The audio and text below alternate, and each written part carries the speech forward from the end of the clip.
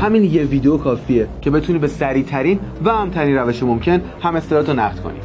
احتمالاً برای انتقال همستر جزو یکی از این دو حالت هستید. اونایی که گزینه کلیم آن چین رو تا تاریخ 31 شهریور زده بودید، همسترشون به صورت اتوماتیک بدون کارمزد به تونکیپر انتقال پیدا کرده. اگر این دکمه رو فعال کردین و همسترتون به تونکیپر نیومده، نرم افزار تونکیپرتون رو به‌روزرسانی کنید. حالت بعدی اینه که به صورت اتوماتیک این اتفاق نیفتاده. حالا از بخش ایدراپ روی گزینه دایرکت کلیم کلیک کنید. توجه کنید برای بعضیا این دکمه غیر فعاله.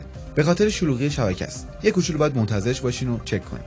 حالا روش کلیک کنید و بعد کانکت والت رو بزنید تا به والتتون وصل بشه و در نهایت دکمه کلیم فعال میشه.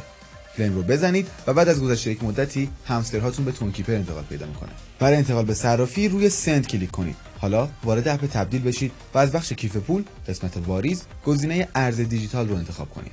همستر رو سرچ کنید. شبکه رو روی تون قرار بدید. توی آدرس و ممو حتما دقت کنید که اگر آدرس رو اشتباه بزنید داراییتون از بین میره.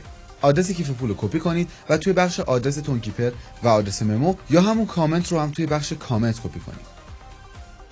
روی کانتینیو کلیک کنید و مقدار ارسالی رو اینجا مشخص کنید. در نهایت روی کانفرم اند سند کلیک کنید تا انتقالتون به صرافی انجام بشه. هر سوالی در مورد نقد کردن همستر داشتید توی کامنت ها بپرسید که جوابش توی ویدیوهای بعدیه.